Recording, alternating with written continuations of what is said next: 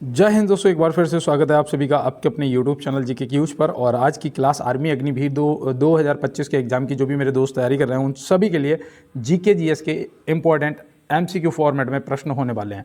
और मैं यहाँ पे आपको बता दूं कि जो भी मेरे दोस्त आर्मी की तैयारी कर रहे हैं उनको देखो 30 क्वेश्चन मिलेंगे आज की क्लास में, ठीक है ना। और 30 में आपके जो 15 हैं वो क्वेश्चन आपके रहेंगे विज्ञान के और बाद बाकी आपके जीके के, ठीक है ना। तो बिल्कुल दोस्त क्लास को पूरा देखना है। आज का ये आपका क्लास 2 है। इससे पहले का जो आपके डेमो क्लास और फर्स्ट क्लास हो चुकी है जिसमें आप लोगों का बहुत अच्छा सपोर्ट रहा, जिस वजह से मुझे लगा कि आप लोग वाकई में क्लास करना चाहते हैं। तो मैंने आपको ये इंपॉर्टेंट क्लास का एक सीरीज स्टार्ट कर दिया है। और ये जो भी प्रश्न आपको यहाँ पे मिलेंगे वो आपको प्रीवियस ईयर पेपर पर आधारित भी होंगे और उनसे संबंधित जो प्रश्न पूछे जा सकते हैं वो भी आज की क्लास में आपको मिलने वाले हैं। तो क्लास को स्टार्ट करने से पहले जितने भी मेरे यहाँ पे फ्यूचर फौजी मुझे देख रहे हैं, एक बार सभी दोस्त कमेंट बॉक्स में जय हिंद जरूर टाइप करेंगे।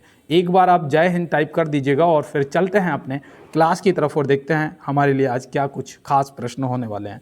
जैसा कि यहाँ पे देखिए हमारा जो पहला ही प्रश्न है ये आपका विज्ञान से संबंधित प्रश्न है। पेन को सिलेक्ट कर लेते हैं भाई यहाँ पे। ये जो पहला प्रश्न है ये आपका देखो विज्ञान से संबंधित प्रश्न है और विज्ञान से संबंधित प्रश्नों की संख्या रहने वाली है आज की क्लास में 20 और अदर आपकी जीके के 10। तो बिल्कुल पूरी मेहनत के साथ, पूरी लगन के साथ तैयारी करेंगे दोस्त, क्योंकि कहते हैं सफलता एक दिन में नहीं मिलती लेकिन एक दिन जरूर मिलती है ना। तो बिल्कुल। और देखो यहाँ पे प्रश्न दिया है कि निम्नलिखित में से तत्काल ऊर्जा प्रदान करता है। तत्काल ऊर्जा इनमें से कौन प्रदान करता है? प्रोटीन करता है, कार्बोहाइड्रेट करता है, विटामिन करता है, इनमें से कोई नहीं। तो याद रखना यहाँ पे आपका राइट आंसर ऑप्शन बी हो जाएगा, कार्बोहाइड्रेट। क्या हो जाएगा? ऑप्शन बी यहाँ पे कार्बोहाइड्रेट जो है आपका बिल्कुल सही जवाब हो जाएगा। तो बहुत अच्छे।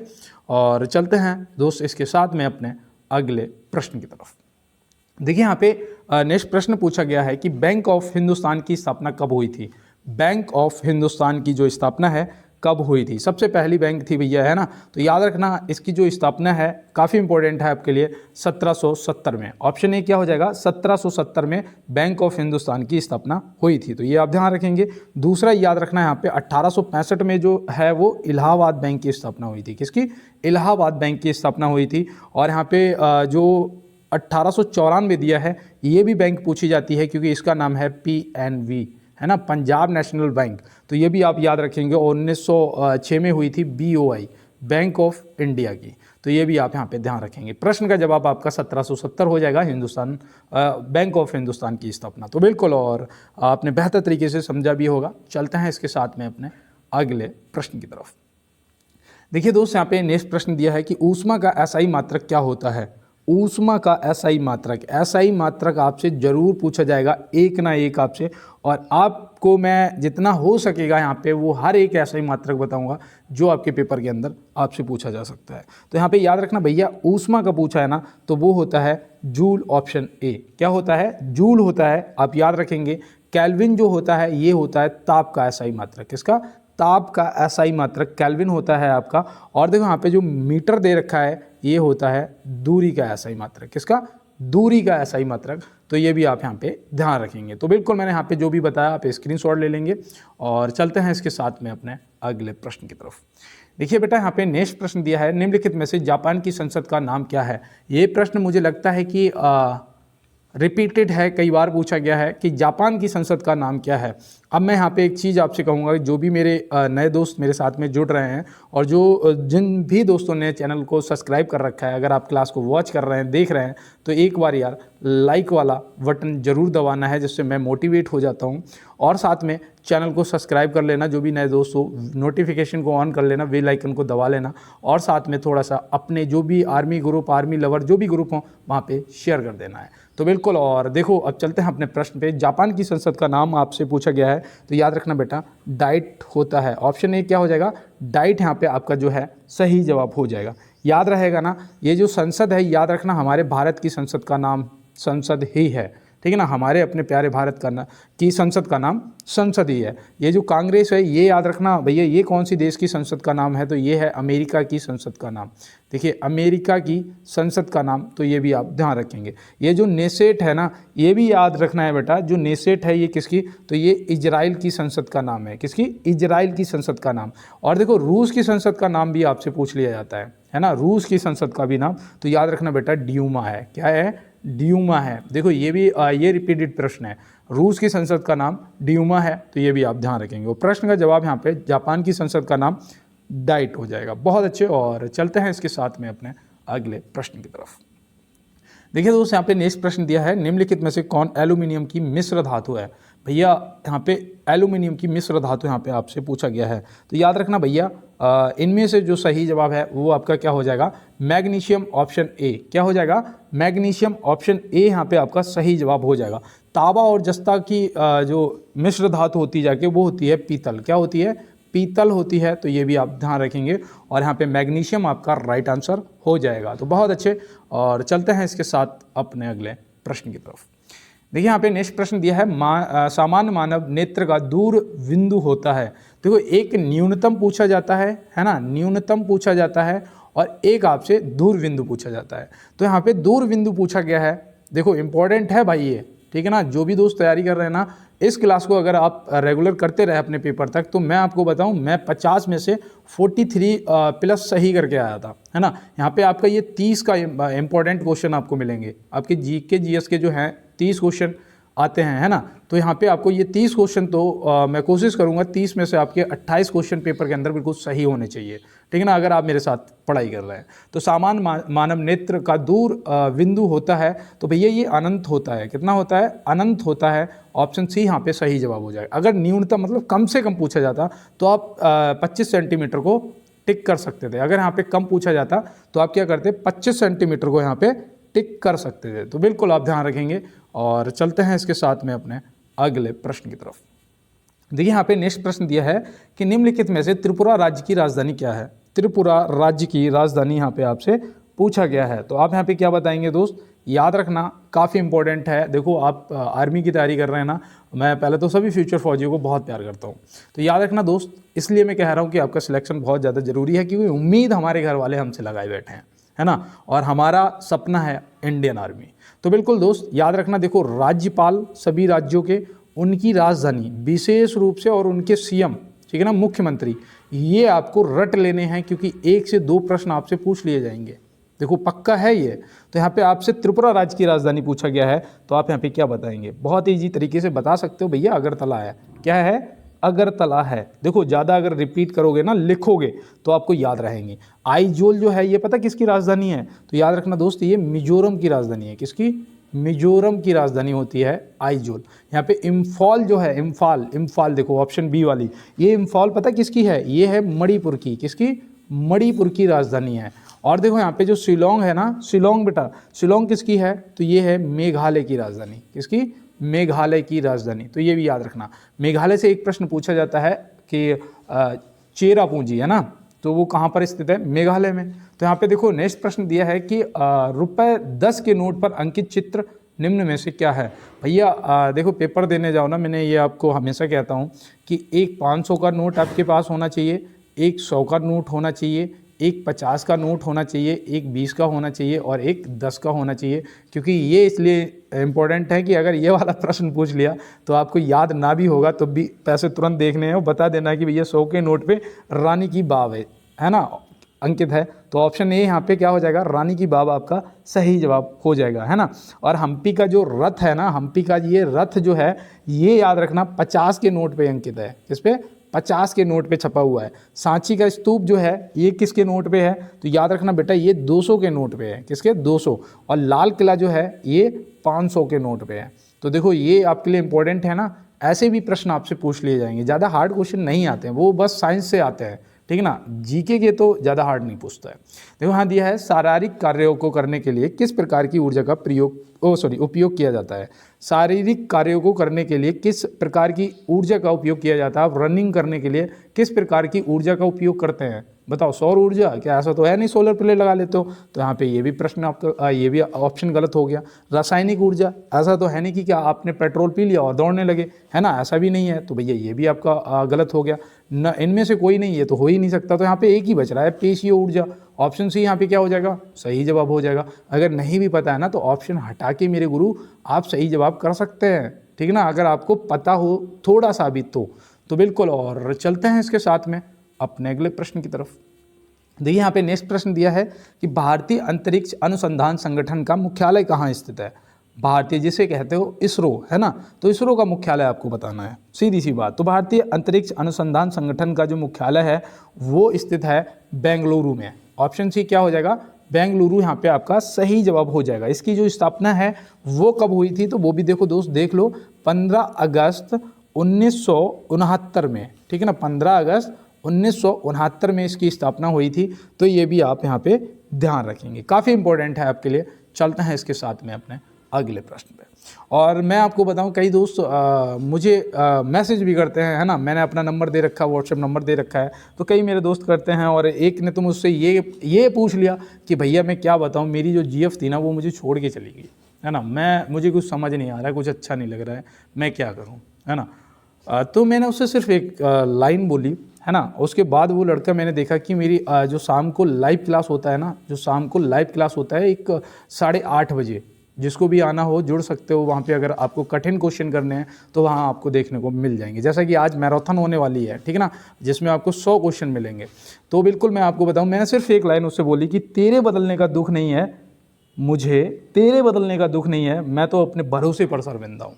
तो मैंने कहा बेटा वो देखो जिसको जाना है उसे जाने दो, आया तो वेलकम, गया तो भीड़ कम, है ना। ये वाली पॉलिसी अपनाओ और मेहनत करो यार दवा की, क्योंकि ये समय है आपका, इसे सोना बनाना है, इसे सोने में नहीं गुजारना है ना, इसे सोना बनाना है, गोल्ड बनाना है। तो बिल्कुल। और देखो यहाँ पे प्रश्न दिया है कि परमाणु के नाभिक में होता है, परमाणु के नाभिक में होता है, क्या होता है। एक आप सीधा बता सकते हैं कि प्रोटॉन एवं न्यूट्रॉन होता है। तो यहाँ पे ऑप्शन डी क्या हो जाएगा, प्रोटॉन एवं न्यूट्रॉन हो जाएगा। बहुत अच्छे, चलते हैं इसके साथ में अपने अगले प्रश्न की तरफ। देखिए यहाँ पे नेक्स्ट प्रश्न दिया है, इलेक्ट्रॉन की तरंग प्रकृति की खोज सर्वप्रथम किसने की थी। देखो ये थोड़ा सा हार्ड क्वेश्चन है ना, कि इलेक्ट्रॉन के तरंग प्रकृति की जो खोज है वो सर्वप्रथम किसने की थी। तो आप यहाँ पे क्या बताएंगे, बहुत ही अच्छे से आपको याद करना है भैया, डेविस और जर्मन, है ना। ऑप्शन सी यहाँ पे क्या हो जाएगा, ए और बी दोनों जो है आपका सही जवाब हो जाएगा। तो याद रखना डेविस और जर्मन यहाँ पे आपका राइट आंसर हो जाएगा। चलते हैं इसके साथ में अपने अगले प्रश्न पे। देखिए यहाँ पे दिया है, शीतला माता मंदिर निम्न में से कहाँ स्थित है। शीतला माता मंदिर निम्न में से कहाँ स्थित है। दोस्त एआई का ज़माना चल रहा है, एआई का ज़माना, है ना। हम जिस जनरेशन में हमने जन्म लिया है, हम लोग आए हैं, वो है एआई का ज़माना। सोचो वो लोग जिनके ज़माने में सही से उन्हें किताबें भी नहीं मिल पाती थी, आज उनके फ़ोटो आपको देखने को मिलते हैं, है ना, लगे होते हैं कि ये हमारे महान पुरुष हैं। और वाकई में हैं, क्यों, क्योंकि उन्होंने अपना 100% दिया और पूरा मेहनत किया और देश के लिए सर्वोच्च निछावर कर दिया, है ना, सर्वोच्च निछावर कर दिया। तो सोचो आज हम एआई के ज़माने में हमारे पास तो हर फैसिलिटी है ना, तो यार हम क्यों नहीं कर सकते। सोचो, तो कर सकते हैं ना। अगर रनिंग करने में आपको कोई दिक्कत होती है तो आप मुझे बताया करो कमेंट बॉक्स में, मैं आपकी हेल्प करूंगा। पढ़ाई में कोई दिक्कत होती है मुझे बताओ कमेंट बॉक्स में, मैं आपकी हेल्प करूंगा। और देखो यहाँ पे प्रश्न दिया है, शीतला माता मंदिर निम्न में से कहाँ स्थित। तो ये बेटा गुरुग्राम में, गुड़गांव, है ना, हरियाणा, गुड़गांव। तो ऑप्शन डी गुरुग्राम यहाँ पे क्या हो जाएगा आपका, बिल्कुल राइट आंसर हो जाएगा। याद रहेगा ना, जम्मू कश्मीर में आपको माता वैष्णो देवी का मंदिर पता ही होगा, है ना, माता वैष्णो देवी का मंदिर पता ही होगा, आराम से कर सकते हो। तमिलनाडु में देखो वो है, क्या कहते हैं उसे, श्रीपुरम गोल्डन टेम्पल, है ना, श्रीपुरम गोल्डन टेम्पल, ये भी याद रखना। अमृतसर तो आपको पता ही होगा भैया, स्वर्ण मंदिर। और मैं आपको बताऊं मेरे भाई, ये भी पूछ लिया जाता है कि स्वर्ण मंदिर कहाँ स्थित है, आप बता दोगे अमृतसर में, ठीक है ना। तो बिल्कुल, और यहाँ पे गुरुग्राम आपका माता शीतला माता मंदिर जो है आपका सही जवाब हो जाएगा। चलते हैं अपने अगले प्रश्न की तरफ। देखिए दोस्त, यहाँ पे दिया है, फ्लाइंग सिख के नाम से किसे जाना जाता है। फ्लाइंग सिख के नाम से किसे जाना जाता है। तो भैया याद रखना, ये हमारे आइडियल, अगर रनिंग करने में कोई दिक्कत आती है ना तो एक बार मूवी देख लेना, भाग मिल्खा भाग, है ना, कौन सी, भाग मिल्खा भाग। अगर आप एक बार मूवी देख लोगे ना, मुझे लगता है कि आपके लिए 1600 मीटर फिर कुछ नहीं रहेगी। यहाँ पे सही जवाब जो है वो हमारे मिल्खा सिंह जी ऑप्शन ए हो जाएंगे, है ना।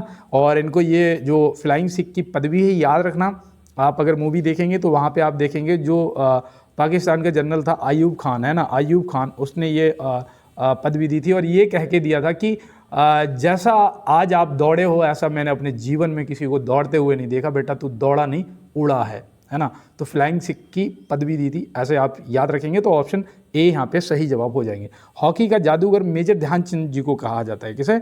हॉकी का जादूगर जो है वो किसे कहा जाता है? तो याद रखना भैया, मेजर ध्यानचंद जी को कहा जाता है। तो बिल्कुल, और चलते हैं इसके साथ में अपने अगले प्रश्न की तरफ। देखिए, मेरा उद्देश्य रहता है आपको बातों ही बातों में क्वेश्चनों को बढ़िया से समझा देना, है ना। अगर मेरी किसी शब्द से आपको कष्ट हुआ हो तो उसके लिए मैं यार माफ़ी चाहता हूँ। और देखो यहाँ पे प्रश्न दिया है कि नाभिकीय रिएक्टर सबसे पहले किसने बनाया था? नाभिकीय रिएक्टर सबसे पहले किसने बनाया था? तो आप यहाँ पे क्या बताएंगे? तो याद रखना भैया, फर्मी, ऑप्शन सी यहाँ पे क्या हो जाएंगे? सही जवाब हो जाएंगे। और इन्होंने 1942 में बनाया था। कब? 1942 में बनाया था। तो याद रखना फर्मी यहाँ पे ऑप्शन ए ऑप्शन सी यहाँ पे फर्मी आपका राइट आंसर हो जाएंगे। बहुत अच्छे, चलते हैं इसके साथ में अपने अगले प्रश्न की तरफ। देखिए यहाँ पे नेक्स्ट प्रश्न दिया है, निम्नलिखित में से कोयना बांध किस राज्य में स्थित है? कोयना बांध यहाँ पे बताना है। कोयना बांध, देखो जलप्रपात और ये कोयना बांध, पहाड़ियाँ, ये आपके पेपर में जरूर पूछी जाती हैं। तो यहाँ पे कोयना बांध आपसे पूछा है तो आप क्या बताएंगे भैया? ये कोयना नदी पर महाराष्ट्र में स्थित है। किस पे? कोयना नदी पर महाराष्ट्र में स्थित है। तो आप बहुत ही इजी तरीके से बता सकते हैं। और हिमाचल प्रदेश में भैया याद रखना वो है, क्या कहते हैं उसे, भाखंडा नागल बांध, है ना। भाखंडा नागल बांध जो है आपका कहाँ पर है? हिमाचल प्रदेश में है, सतलज नदी पे। और यहाँ पे देखो गुजरात में, याद रखना गुजरात में सरदार सरोवर बांध है ना। कौन सा? सरदार सरोवर बांध है। तो ये भी आप ध्यान रखेंगे। अगर आपको उत्तर प्रदेश में कोई भी बांध पता है तो आज आपके लिए HW रहेगा। इसका जवाब मेरे सभी दोस्त कमेंट बॉक्स में देंगे। चलते हैं इसके साथ में अपने अगले प्रश्न की तरफ। 17वां क्वेश्चन है। मैं सिर्फ यही कहूँगा कि हो सकता है मेरी जबान पे माँ सरस्वती विराजमान हो, जिनके भी कानों में मेरी आवाज़ जा रही है, आप सभी को इस बार 100% आपको वर्दी मिलेगी। सपना आपका वर्दी का पूरा हो जाएगा। और कहते हैं कि परों को खोल जमाना उड़ान दिखता है, परों को खोल जमाना उड़ान दिखता है, जमी पे बैठ के क्या आसमान दिखता है दोस्त। और यहाँ पे दिया है किस वैज्ञानिक ने सर्वप्रथम आवर्त सारणी का निर्माण किया था? आवर्त सारणी, है ना। मेंडलीव और मोसले दोनों ने करा था। लेकिन यहाँ पे आपका जो प्रश्न पूछा है कि किस वैज्ञानिक ने सर्वप्रथम आवर्त सारणी का निर्माण किया था, तो आपका यहाँ पे जो राइट आंसर है वो क्या हो जाएंगे? तो याद रखना दोस्त, यहाँ पे राइट आंसर आपके मेंडलीव हो जाएंगे। Option A. कौन हो जाएंगे? मेंडलीव हो जाएंगे। और याद रखना इन्होंने कब करा था, तो वो भी याद रखना 1869 में करा था। कब करा था मित्र? 1869 में करा था। और ये परमाणु भार पर आधारित थी। किस पे? परमाणु भार पर आधारित थी। तो ये भी आप यहाँ पे ध्यान रखेंगे। तो बिल्कुल, और चलते हैं इसके साथ में अपने अगले प्रश्न की तरफ। देखिए यहाँ पे नेक्स्ट प्रश्न दिया है, मेढक में श्वासन किस अंग द्वारा होता है? मेढक में श्वासन जो है, सांस जो लेता है, श्वासन जो होता है, किस अंग द्वारा होता है? तो याद रखना दोस्त, ये स्किन मतलब कि त्वचा द्वारा, फेफड़े द्वारा और क्लोमो द्वारा, मुंह की एक निचली परत के द्वारा, है ना। तो यहाँ पे त्वचा, फेफड़े और क्लोमो, मतलब ये सभी राइट आंसर होना चाहिए। यहाँ पे ये ऑप्शन गलत है, ठीक है ना। यहाँ पे होना चाहिए था ये सभी। आपका क्या हो जाएगा? ये सभी राइट आंसर हो जाएगा, ठीक है ना। तो याद रखना त्वचा, फेफड़े और क्लोमो द्वारा। और जो मछली होती है वो गलफड़ों द्वारा, है ना, वो गलफड़ों द्वारा। तो ये भी आप ध्यान रखेंगे। बहुत अच्छे, चलते हैं इसके साथ में अपने अगले प्रश्न पे। देखिए यहाँ पे नेक्स्ट प्रश्न दिया है, केरल राज्य की आधिकारिक भाषा क्या है? केरल राज्य की आधिकारिक भाषा क्या है? कि सबसे ज़्यादा देखो, पहले तो मैं आपको प्रश्न का जवाब कराता हूँ, फिर एक्स्ट्रा डिटेल बता दूंगा थोड़ा सा। याद रखना मलयालम। ऑप्शन सी क्या हो जाएगा? मलयालम आधिकारिक भाषा है, ठीक है ना। और अंग्रेजी जो है ये कौन से राज्य की आधिकारिक भाषा है? तो याद रखना भैया, मेघालय और नागालैंड, है ना। मेघालय और नागालैंड की जो आधिकारिक भाषा है वो अंग्रेजी है। मराठी जो है ये कौन से राज्य की है? तो मराठी अगर आपसे पूछा जाएगा तो आप मराठी भी बता देंगे भैया, महाराष्ट्र से, है ना। किससे? महाराष्ट्र से। और देखो 2011 की जनगणना से भी कोई प्रश्न अगर आ गया तो याद रखना कि जो जनगणना होती है वो हर 10 वर्ष के अंतराल पे होती है। 2011 में हुई थी, 21 में होना चाहिए था, लेकिन कोविड की वजह से नहीं हो पाया। तो 11 से आपसे प्रश्न पूछे जा सकते हैं। तो यहाँ पे सबसे ज़्यादा साक्षरता दर में जो राज्य था वो था आपका केरल ही। कौन था? केरल था। याद रखना 94% यहाँ की साक्षरता दर रही थी। 94% सबसे ज़्यादा, मतलब 100 में से 94 लोग पढ़े लिखे। तो ऐसे आप ध्यान रखेंगे। चलते हैं इसके साथ अपने अगले प्रश्न पे। देखो यहाँ दिया है, छिली हुई सब्जियों को धोने से कौन सा विटामिन निकल जाता है? छिली हुई सब्जियों को धोने से कौन सा विटामिन निकल जाता है? तो आप यहाँ पे क्या बताएंगे?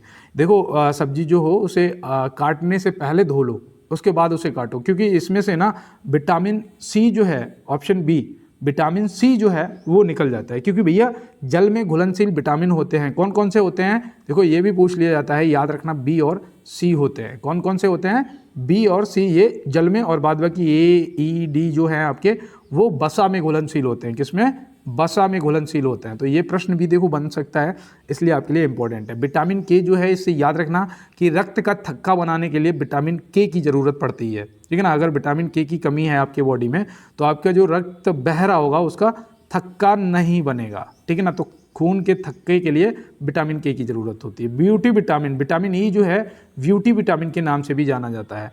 मैंने आपसे कहा था अगर आपको डिटेल में पढ़ना बहुत अच्छा लगता है तो मुझे पढ़ाना भी बहुत अच्छा लगता है, ठीक है ना। तो बिल्कुल आप मेरे साथ में जितना भी मैं बताऊंगा आप नोट कर लेना, क्योंकि विटामिन से देखो संबंधित प्रश्न आ सकता है। एक यहाँ पे दिया है निम्नलिखित में से सबसे बड़ा स्तनधारी जीव है, सबसे बड़ा। अब यहाँ पे सबसे बड़ा स्तनधारी जीव पूछा जाएगा तो आप ब्लू व्हेल को टिक कर ही देंगे, ऑप्शन बी आपका राइट आंसर हो जाएगा। लेकिन अगर यहाँ पे एक शब्द जोड़ दिया जाता छोटा सा, क्या, स्थली, तो आप क्या बताते, बताओ स्थलीय सबसे बड़ा स्तनधारी जीव कौन सा है, तो आपका जवाब एलिफेंट मतलब हाथी हो जाता। क्या हो जाता, तो आपका जवाब जो है वो हो जाता हाथी, है ना, ये स्थलीय हो जाता। यहाँ पे सबसे बड़ा पूछा है तो ब्लू व्हेल हो जाएगा। डॉल्फिन जो है ये हमारी राष्ट्रीय जलीय जीव है। क्या, राष्ट्रीय जलीय जीव हमारी जो है वो गंगा डॉल्फिन है। तो ऐसे भी आप याद रखेंगे, हो सकता है कि पूछ लिया जाए। चलते हैं इसके साथ में अपने अगले प्रश्न पे। देखिए यहाँ पे नेक्स्ट प्रश्न पूछा है कि निम्नलिखित में से इंकलाब जिंदाबाद का नारा किसने दिया था। पहले तो देखो मैं यहाँ पे आंसर बताने से पहले आपसे यही कहूँगा कि एक बार आप जय हिंद जरूर टाइप करें। क्या, एक बार जय हिंद जरूर टाइप करें, क्योंकि किसी ने कहा है और हम भी मानते हैं कि ये जो हमारी आज़ादी है ना, ये कुर्बानी की कंधों पे इसकी डोली उठ के आई है। आज़ादी की जो डोली है ना वो कुर्बानी के कंधों पर उठ के आई है ना। तो इसके लिए हमारे अपनों ने प्राण दे दिए अपने। और यहाँ पे सही जवाब जो है इंकलाब जिंदाबाद का जो नारा है वो हमारे शहीद भगत सिंह जी ने और हसरत मोहानी जी, है ना। तो यहाँ पे सही जवाब हमारा ए और बी दोनों हो जाएंगे, क्योंकि मैं यहाँ पे बताऊँ हसरत मोहानी जी ने इस इंकलाब जिंदाबाद को लिखा था, है ना। सबसे पहले लिखा किसने था, हसरत मोहानी जी ने, और भगत सिंह जी ने इसे बोला और ये फेमस हो गया नारा। तो याद रखना इंकलाब जिंदाबाद, भारत माता की जय।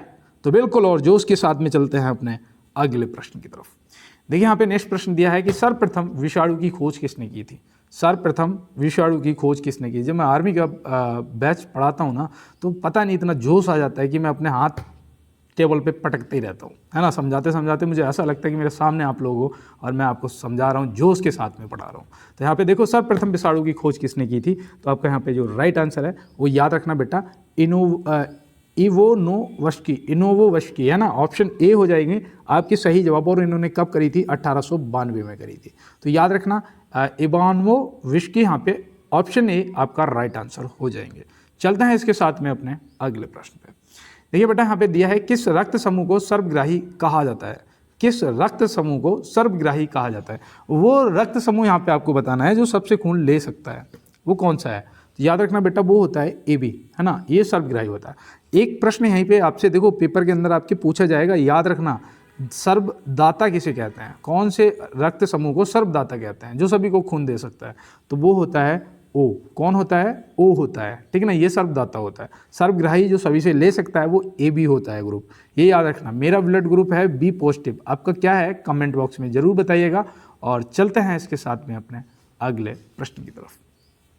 देखिए यहाँ पे नेक्स्ट प्रश्न दिया है निम्नलिखित में से भारत कोकिला के नाम से किसे जाना जाता है। भारत कोकिला के नाम से किसे जाना जाता है, तो आप यहाँ पे क्या बताएंगे। काफ़ी अच्छा देखो प्रश्न है आपके लिए बेटा। और याद रखना ये बोला जाता है सरोजनी नायडू जी को। ऑप्शन ए क्या हो जाएंगे, सरोजनी नायडू जी यहाँ पे हमारा सही जवाब हो जाएंगे। अगर आप लता मंगेशकर जी को अगर टिक कर रहे थे तो याद रखना इन्हें स्वर कोकिला कहा जाता है। क्या कहा जाता है, स्वर कोकिला कहा जाता है। तो बिल्कुल। और यहाँ पे पीटी उषा जी से भी याद रखना, इनका भी एक उपनाम है, वो है उड़न परी। क्या है, उड़न परी। तो उड़न परी के नाम से पीटी उषा जी को जाना जाता है। तो ये भी आप यहाँ पे ध्यान रखेंगे। तो बिल्कुल। और चलते हैं इसके साथ में अपने अगले प्रश्न की तरफ। देखिए बेटा यहाँ पे नेक्स्ट प्रश्न दिया है मानव शरीर में हड्डी की संख्या कितनी होती है। मानव शरीर में हड्डी की जो संख्या है वो कितनी होती है। ये तो बहुत ही इजी क्वेश्चन है और ये मैं आपको बताऊं जरूर पूछा जाएगा, ठीक है ना, ये जरूर पूछा जाएगा। और देखो अगर मुझसे किसी को बात करनी हो आपको कोई भी दिक्कत आ रही हो अगर रनिंग में, है ना, दौड़ने में कोई समस्या आ रही हो, या कोई प्रश्न आपका ऐसा हो जो समझने में आपको दिक्कत आ रही हो, तो उसके लिए मैं अभी आपको अपना व्हाट्सएप नंबर दूंगा। बस आप क्लास में लास्ट तक बने रहिएगा। देखो, मानव शरीर में हड्डी की संख्या कितनी होती है, तो याद रखना दोस्त 206 होती है। कितनी होती है? 206। लेकिन अगर यहीं पे पूछ लिया कि नवजात शिशु में बता दो, नवजात शिशु में हड्डियों की संख्या कितनी होती है, तो याद रखना लगभग 300। कितनी होती है? लगभग 300 हड्डियां होती हैं नवजात शिशु में। तो ये भी आप यहाँ पे ध्यान रखेंगे। तो बिल्कुल, और यहाँ पे सही जवाब हमारा 206 हो जाएंगे। चलते हैं इसके साथ में अपने अगले प्रश्न की तरफ। ये प्रश्न मेरे पेपर में भी पूछा गया था, और जब हम लोग पेपर देके आ रहे थे ना, तो ऑटो से तो एक दोस्त रास्ते में कह रहा कि इसका जवाब पूछा गया था, मैंने 210 हड्डियाँ पूरी सही टिक करके आया हूँ। मैंने कहा भैया 206 होती हैं, 210 नहीं होती हैं, ये तेरा गलत हो गया, है ना। तो वाकई में उसका गलत हो गया था। तो यहाँ दिया है कौन सा विटामिन सूर्य की रोशनी में बनता है। कौन सा विटामिन है जो सूर्य की रोशनी में बनता है? तो याद रखना दोस्त, विटामिन डी। क्या हो जाएगा? विटामिन डी आपका सही जवाब मेरे छोटे हो जाएगा। और चलते हैं इसके साथ अपने अगले प्रश्न की तरफ। आप लोगों का बहुत अच्छा सहयोग है यार, सच में, सच आपको सबको दिल से यार थैंक यू। और जो भी मेरे दोस्त मुझे देख रहे हैं अभी, एक बार ना यार वाकई में अगर आप लोग लाइक वाला बटन दबाते हो ना, तो मुझे बहुत खुशी होती है। और अगर कोई कमेंट कर देता है तो मुझे ऐसा लगता है कि दिल जीत लिया यार, सच में भाई। और थोड़ा सा ना शेयर वाला बटन जरूर दबा देना अपने दोस्तों के साथ में, जो भी आपके ग्रुप हों, ठीक है ना, future army group, army lover, जो भी आपके ग्रुप हों, थोड़ा सा यार क्लास को शेयर कर देना प्लीज़। मेरी आपसे पर्सनल रिक्वेस्ट है, ठीक है ना। और बिल्कुल, और आप सब्सक्राइब करेंगे, बेल आइकन दबाएंगे, मुझे पता है। और यहाँ पे देखो प्रश्न दिया है कि अकबर का मकबरा निम्न में से कहाँ स्थित है। भैया ये आगरा के पास में सिकंदरा है एक जगह, ऑप्शन सी, है ना। कहाँ पर? आगरा के पास सिकंदरा में स्थित है। तो ये तो आपको ध्यान रखना ही है, ठीक है ना, सिकंदरा में।